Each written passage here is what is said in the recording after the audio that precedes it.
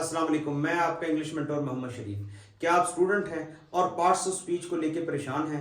तो आज आपकी ये परेशानी दूर हो जाएगी, क्योंकि हम पार्ट्स ऑफ स्पीच को बिल्कुल आसान और सादा वे में करेंगे। और उसका हम जो पहला पार्ट है नाउन, उसको हम पढ़ते हैं कि नाउन होता क्या है। तो सबसे पहले शुरू करते हैं कि नाउन की डेफिनेशन क्या है।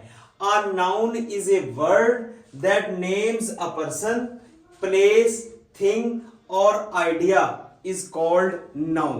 के किसी भी शख्स, जगह या चीज के नाम को हम क्या कहते हैं? नाउन कहते हैं। और उसके बाद देखें जी, इसकी एक एग्जांपल भी मैंने दी हुई है, जैसे दिस इज आसिफ। अब ये जो आसिफ है ये हमारा एक नाउन है। काइंड्स ऑफ नाउन कितनी है जी टोटल? ये 5 है काइंड्स ऑफ नाउन। तो उसको हम फर्दर पढ़ेंगे। तो स्टूडेंट्स, अब हम काइंड्स ऑफ नाउन में सबसे पहली चीज पढ़ते हैं प्रॉपर नाउन। प्रॉपर नाउन होता है जी इसमें मार्फा। इसमें मार्फा क्या होता है कि किसी खास जगह, चीज या शख्स के नाम को प्रॉपर नाउन कहते हैं। जैसे अहमद इज माई ब्रदर, कि अहमद मेरा भाई है। अब अहमद क्या है इसमें? ये एक प्रॉपर नाउन है। और उसके बाद देखें जी, ही लिव्स इन लाहौर, वो लाहौर में रहता है, ये भी एक प्रॉपर नाउन है। और उसके बाद आ जाते हैं हम सेकंड, जो इसकी जो काइंड है वो है कॉमन नाउन। कॉमन नाउन को उर्दू में कहते हैं इसमें नकरा, वो नाम जो किसी आम चीज, जगह या शख्स के लिए इस्तेमाल हो। जैसे ही इज ए बॉय।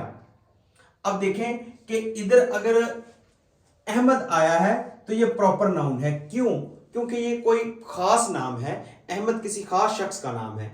अब ही इज ए बॉय, अब ये जो बॉय है ये एक कॉमन नाउन है, एक इसमें नकरा है। कोई भी लड़का है उसको हम बॉय कहते हैं, उसके लिए हम बॉय यूज कर सकते हैं। He lives in a city, अब इधर शहर का नाम नहीं है, ये भी कॉमन नाउन है,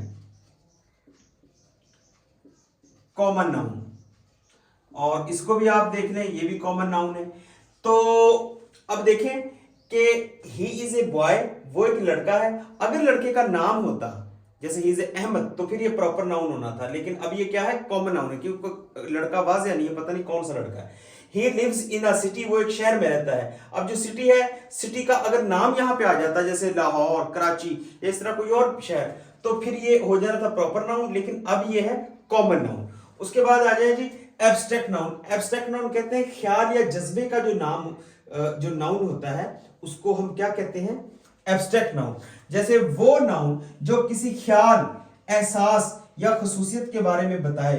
जैसे happiness is the gift of God. अब ये जो हैप्पीनेस है ये क्या है? ये हमारा एब्स्ट्रैक्ट नाउन है,